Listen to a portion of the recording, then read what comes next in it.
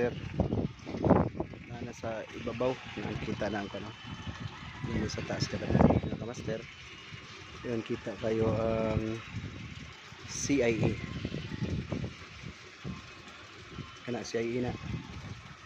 Ito yung Darif. Istamar sa Mactan New Town at Mactan Plain. Ayan, Mactan Plain. Okay. Ito yung mga kamaster, ito yung tangke nandito sa baba. Sa taas, okay. Elevated tank. Ayan, tatlong araw na daw sila walang tubig mga kamaster. Kaya ito ini sinik natin. Ayan, pinalitan natin ng mga football, pinalitan natin ng mga lahat ng mga problema nga nakakos ng leaking kaya hindi magsakso yung pump. So ito na ngayon, sakso ito. Ito na yung ano, tuwang-tuwa si Sister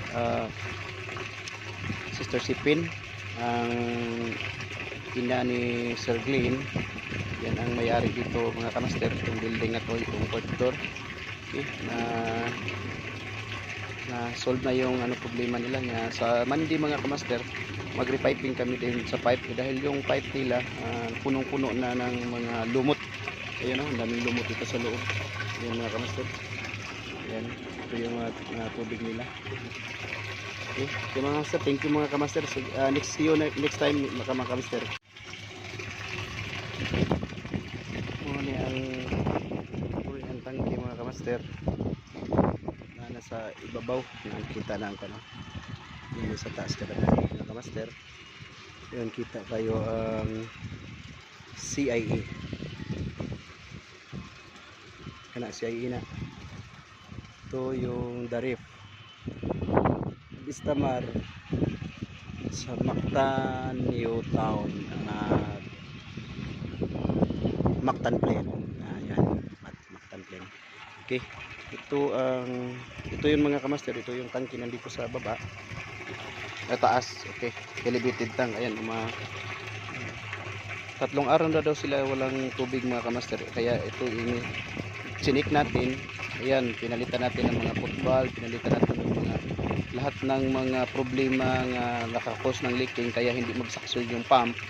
So ito na ngayon, sakso ito. Ito na yung ano, tuwang-tuwa si Sister Sipin, ang ina ni Sir Glenn. Yan ang may-ari dito mga kamaster, itong building na to, itong fourth floor. Okay, na solve na yung ano problema nila nga sa Monday mga kamaster. Magre-piping kami din sa pipe dahil yung pipe nila punong-puno na ng mga lumot. Ayun oh, daming lumot dito sa loob. Yan mga kamaster. Yan, ito yung tubig nila. Okay, so mga kamaster, thank you mga kamaster. So, see you next time mga kamaster.